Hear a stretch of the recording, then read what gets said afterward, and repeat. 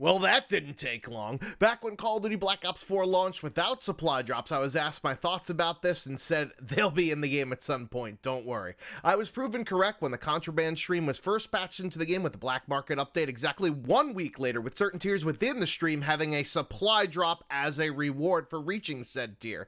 The other shoe dropped a week and a half later with the addition of COD points into the game and the ability to purchase tiers of said Contraband system for 100 COD points each.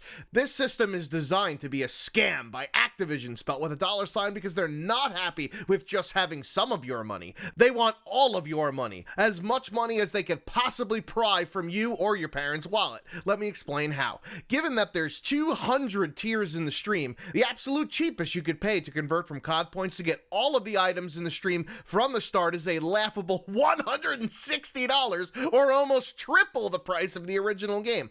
Of course, you don't have to spend money in order to unlock tiers. You could actually, play the fucking game for them. The problem is that the Contraband stream progression is based on time played, 50 or so minutes per tier to be exact. Thus, the amount of time it would take to earn all 200 tiers is almost 7 fucking days of gameplay time. Yes, you heard that correctly, 7 straight days of game time. The worst part of all is that at the time the Black Market was patched into the game, the First Strike Contraband stream was only available for a paltry 52 days before ending on December 10th, meaning you have to get all of that playtime in before that date. That is 13% of your day, every day, until December 10th, must be spent playing Call of Duty. And that's in-match time too, by the way. That doesn't even count the time between matches or booting up the game or inviting friends to your party, because, this is supposed to be the most social Call of Duty game yet. Are you fucking kidding me? I don't know about you guys, but the last time I played more than 7 days of Call of Duty was back in Black Ops 2, and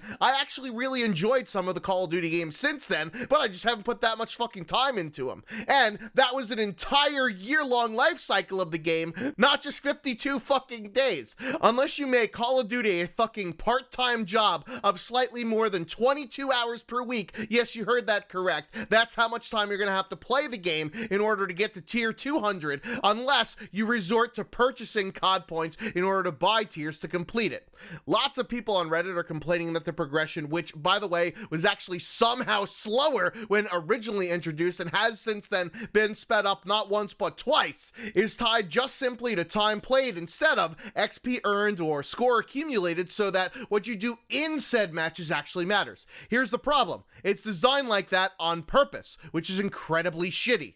It's designed to manipulate people to test their willpower against paid shortcutting when they run out of time near the end of the event, with gaming psychology tactics like the fear of missing out and ego envy, among other things. Normally, this time gate bullshit is solely present in those shitty free mobile games, yet Activision has the audacity to put something like this into a full price, and by full price, I mean it's really half price, since you need to shell out an extra $50 for the Black Ops Pass in order to get the full complete package version of the game. Other than being greedy fucks, there's a rationale behind Activision doing this. Headlines were made and chests were puffed about how Black Ops 4 made $500+ million in the first 3 days of launch, with the highest digital sales in gaming history, yet somehow their stock price went down by 9%.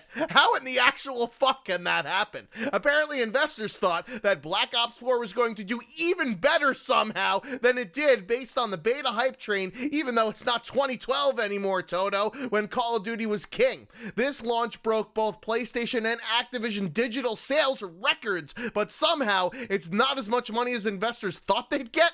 That's some kind of fucking mental gymnastics there. To recoup these quote-unquote losses, Activision took the Battle Pass system from Fortnite, which has become very popular in the past year, and incorporated it into its game. Similar to when PUBG did this for their game, the failure was inevitable because when AAA game publishers get their hands on good ideas, they remove all the good from them in order to milk their fan base drier than a cow squirting blood. The Battle Pass works for Fortnite for several different reasons. One, instead of being time-based, it's XP-based, meaning how you do in matches affects how fast or slow before you actually rank up. 2, there are challenges associated with ranking the pass up. Both daily and weekly challenges entice players to play the game in different ways to gain more rank. 3, Fortnite is a free-to-play game, and revenue from buying tiers in the Battle Pass is typical in a game with no upfront cost as a way to have developers and publishers paid for their work, otherwise they'd go fucking broke. And 4, just bears repeating, Fortnite is a free-to-play game, and despite the Battle Pass having a cost associated with it, you actually recoup the in-game currency value equivalent to its cost when you actually complete the Battle Pass. Thus, the next season's is actually free.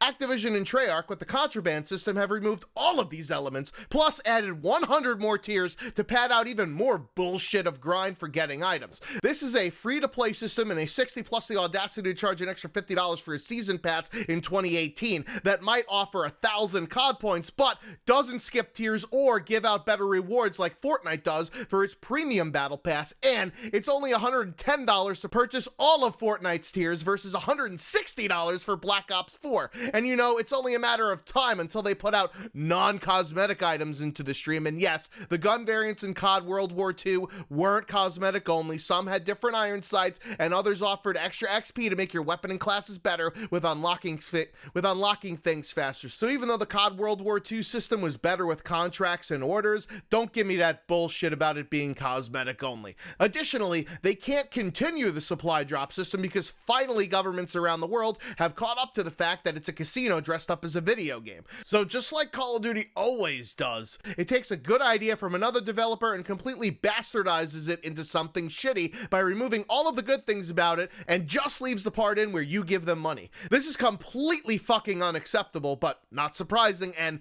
no Reddit, Treyarch isn't going to overhaul the system because it's working as designed. It's built to milk you out of every single amount of money or gameplay hour that you have in you. This game is supposed to be your fucking part-time goddamn job. Publishers don't make games for gamers, they make them for investors. When your audience aren't the ones using your product, you can only abuse them for so long until they stop giving a shit about you because they're sick of getting fucked. I sincerely hope that Battlefield 5's Tides of War is successful so that maybe other AAA publishers will get the hint that this type of scam isn't quite acceptable anymore. I've been The Schwantz 27, making like a fetus and heading out. Until next time. You guys ever lock exclusive characters under like limited time events for Blackout? No, but I want to use limited time events to give you the ability to get the character. Okay, so only positive. It's never going to be like, you have 2 weeks to get this character or else it's gone forever. It's not for characters. That's aggressive.